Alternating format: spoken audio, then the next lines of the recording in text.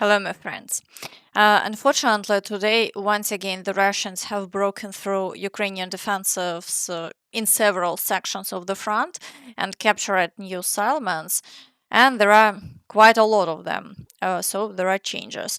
So make sure to watch the video until the end so you don't miss anything. But we'll start today's update with the fact that President Zelensky has clearly stated the current position of the negotiation team. The key issue in the negotiations, as you have already said, is territory, especially Donbas. The Russians want you to withdraw from territories they have not yet captured, for example, from Donetsk. You said this is a red line, that this is not acceptable. Do you confirm this today? No, we will not retreat. We will not leave Donetsk. Russia wants us to abandon the entire Donbas. Why? Because since they started this war, they have not achieved a single victory. We Ukrainians understand very well what price every meter and every kilometer of this land costs the Russian army. They do not count those who die. We are forced to. To capture eastern Ukraine, it would cost them another 800,000 bodies, the bodies of their soldiers. It would take them at least 2 years, with very slow progress. In my opinion, they will not last that long. But what concessions are you ready to make? You say no to Donetsk, but what compromises are you willing to accept? Are you ready to give up territory in Donbas? Let's be honest. If we talk about a frozen conflict as something I never wanted, even freezing the front line and holding current positions would already be a major concession on our part. Some people are now suggesting that negotiations should work as if we're choosing dishes at a restaurant. That's what they are offering. But that is absolutely not true. These are concessions that would have to be made by both sides. Russia needs a pause. They have the problems I've already mentioned. If we are talking about an economic zone, for example, our military would have to pull back. The Russians would have to do the same. If we are talking about a demilitarized zone, we must control our side. They must control theirs. And between us there must be an international separation force and international presence. As we can see, there are no changes regarding Donetsk region, but Russia continues to demand the withdrawal of Ukrainian troops. Therefore, the war continues. However, today there is an extremely important development on the front line. In recent days, there has been information that Starlink would be shut down for the Russians. First, Musk imposed speed restrictions, and now work is underway to make sure it doesn't function for them at all. Russians are already complaining that they are experiencing problems.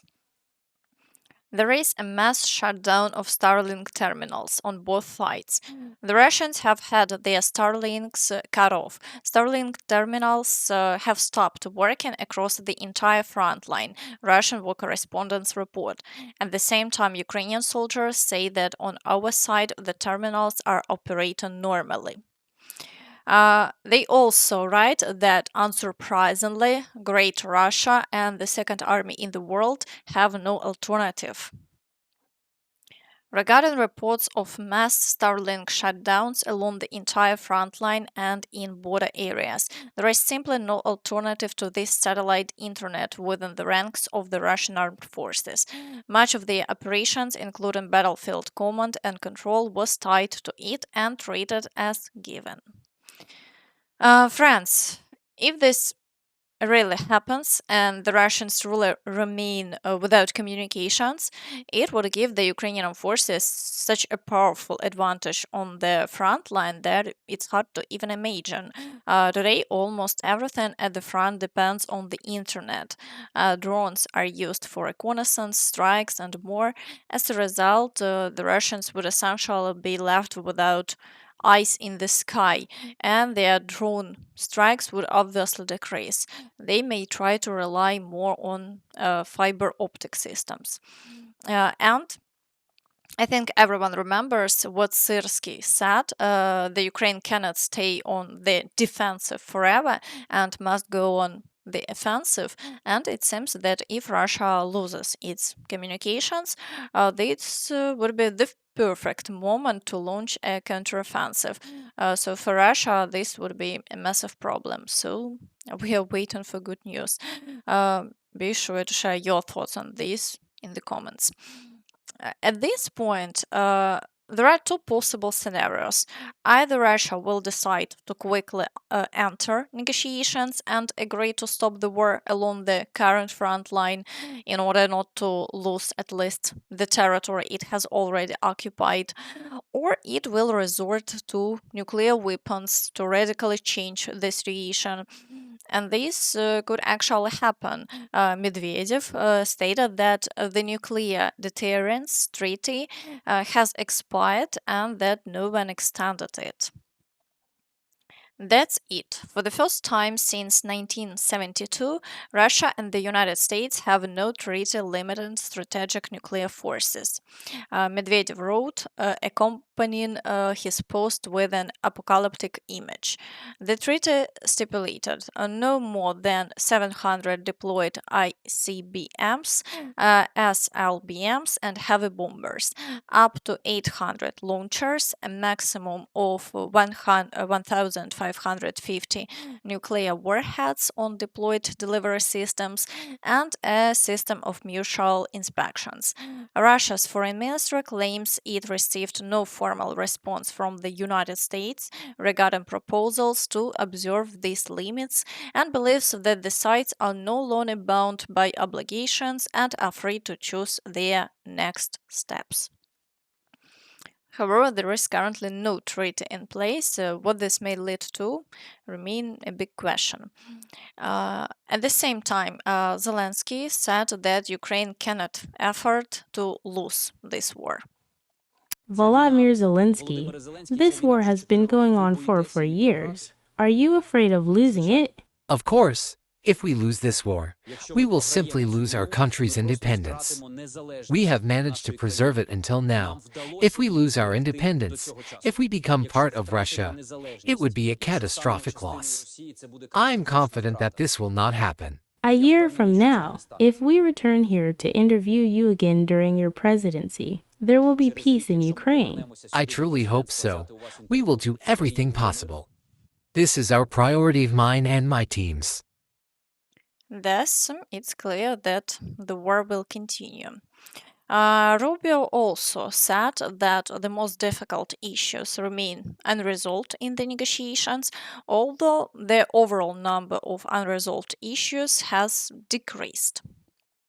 And look, I don't want to say talks alone are progress, but it's good that there's engagement going on. I would also caution everyone that on things like this, because there's a lot of sensitivities involved in it, progress is probably not going to be known, even via leaks, until we really have a breakthrough.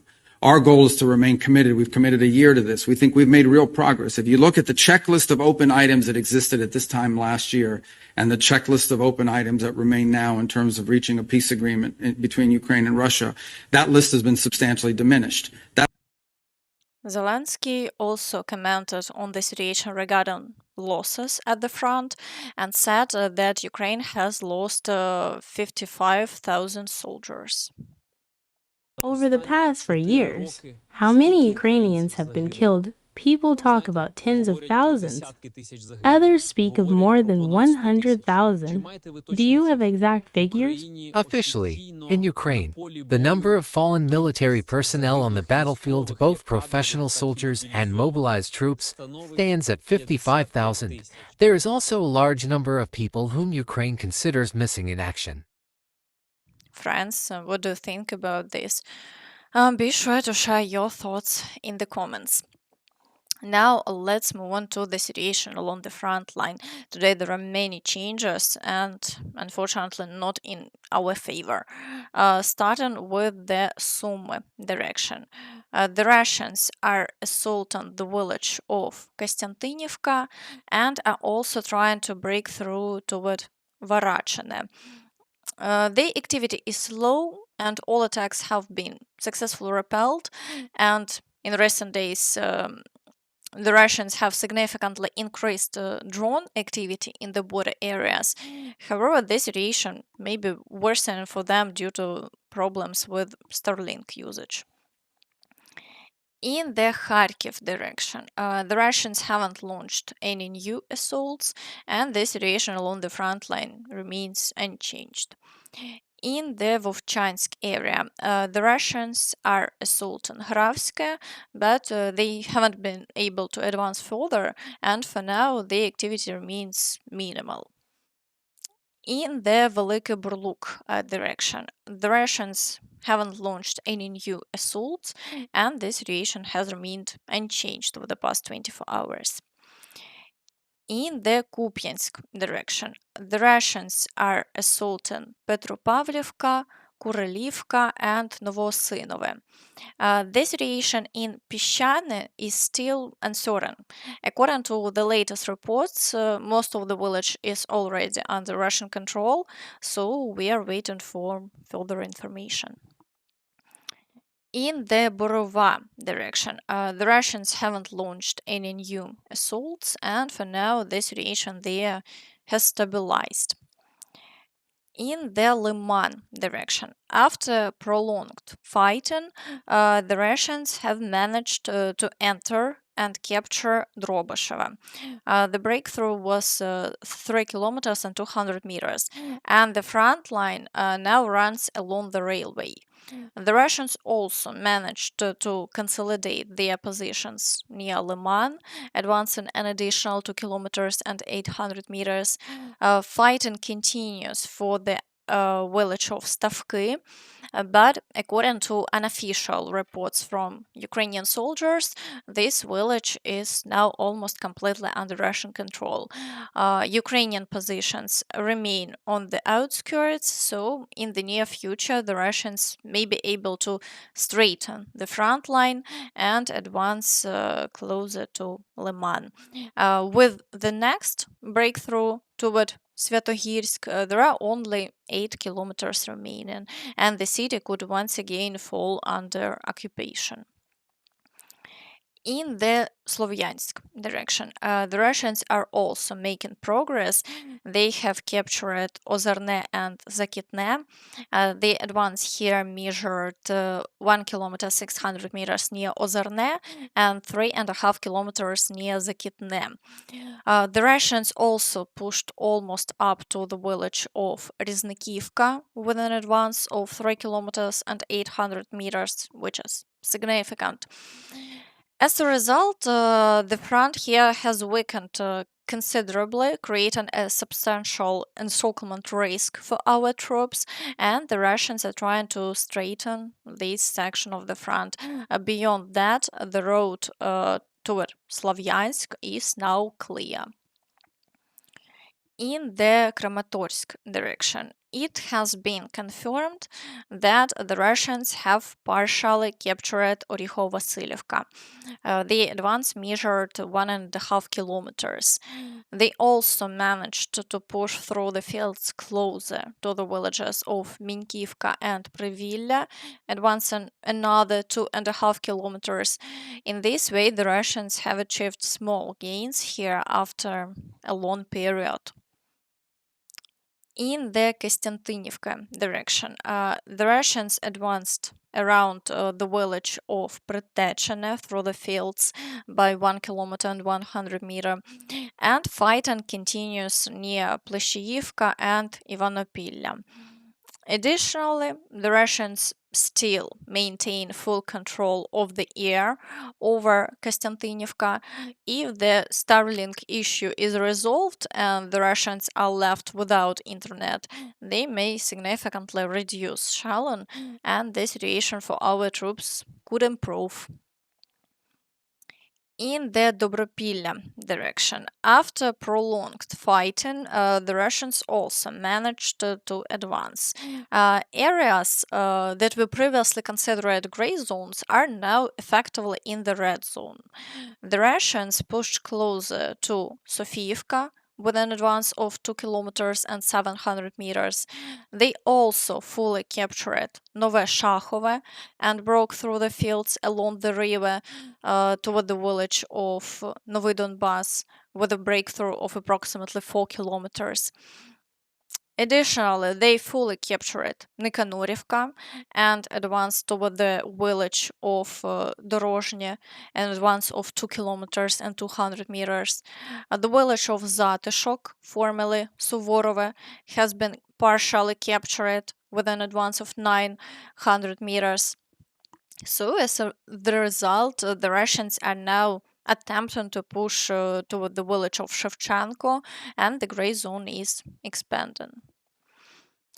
In the Pokrovsk direction, the Russians pushed into the Svitla area near Mirnograd.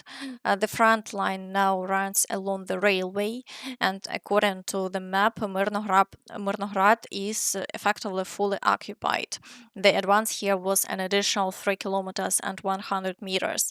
The Russians continue assaults in the areas of Pokrovsk, Rodinsk, and along the western flank. The situation remains extremely tense, and the Russians are increasingly concentrating equipment in Pokrovsk to continue their offensive beyond the city. In Pokrovsk, holding parts of the city is becoming increasingly difficult. The Russians are bringing in more troops and equipment, and the assault units are moving toward Hryshine, suffering losses along the way. The situation remains very difficult. In the Novopavlivka direction, the Russians advanced 1.5 kilometers near Filia. They are fighting for positions and gradually pushing forward, although progress is very slow. Attacks also continue in Novopavlivka, and they are assaulting Ivanivka and breaking through toward Iskra. In the Pokrovsk area of Dnipropetrovsk region, the Russians are advancing near Khristoforivka and conducting shelling. However, over the past 24 hours, there have been no major changes in this area. In the Gulay-Pole direction, activity remains extremely high. The Russians are advancing near the villages of Dobropilля, Priluki, Zelene, Свято-Петрівка, while assaulting Staroukrainka, Залізничне, Гуляй-Поле, and pushing beyond Myrne. Ukrainian soldiers report that the situation in Staroukrainka is very difficult.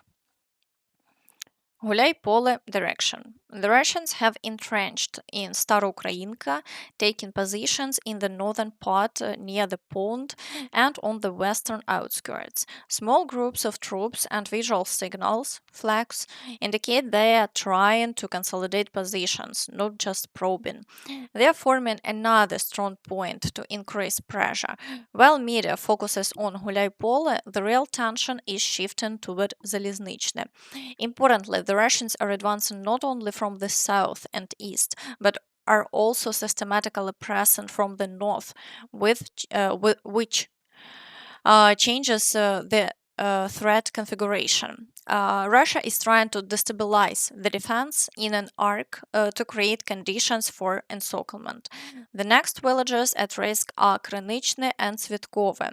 The latter is already under heavy FAB bombing, indicating preparations for a ground assault. They are softening the defense with aviation before sending in troops. This situation is tense and critical, as the outcome here will determine whether local penetration turn into systematic advances. Overall, as mentioned earlier, the Russians are attempting to encircle Gulay-Pole and push further. In the Zaporizhia direction, the Russians are assaulting Primorsk. Yesterday, a Ukrainian soldier reported that the Russians are now just 4 kilometers from Zaporizhia. A reconnaissance sabotage group was spotted, but the fact that they are advancing closer to the city is alarming and indicates that the situation is deteriorating rapidly. Shelling in the area remains heavy, and the Russians are clearly aiming to move toward the city in the near future. In the Kherson direction, the Russians haven't launched any new assaults, and there have been no significant changes over the past 24 hours. Meanwhile, Zelensky said that Putin fears only Trump and not Europe. Putin only fears Trump. That's the reality. What Trump will say to Putin is not for me to decide. But if Trump knows that Putin fears him, he will not accept all the Russian president's conditions. Putin is the one who fears Trump, not the other way around. Trump knows he has leveraged the economy, sanctions, and weapons. Weapons he could provide to us without committing the US military. Are you saying, Vladimir, that Putin fears only one person, Donald Trump? Does he not fear Europeans at all? Yes, he does not fear Europeans. You know how grateful we are to Europe. They are our partners and have helped us a lot. But Putin, unfortunately, does not fear them. At the same time, Rubio stated that Ukraine has huge economic potential and there is hope that the plan can be implemented after the war ends. As far as critical minerals are concerned, look, that's a part of economic prosperity for Ukraine and its future. This war will end at some point, and when it does, Ukraine needs to be able to harness all of the resources of their country to be able to rebuild it. Ukraine has tremendous economic potential. It is a country that could probably double its GDP in the next decade with the right economic moves, and we certainly think that is a part of an enduring peace. And so a lot of work and thinking has gone into that. For now, however, the war is not over.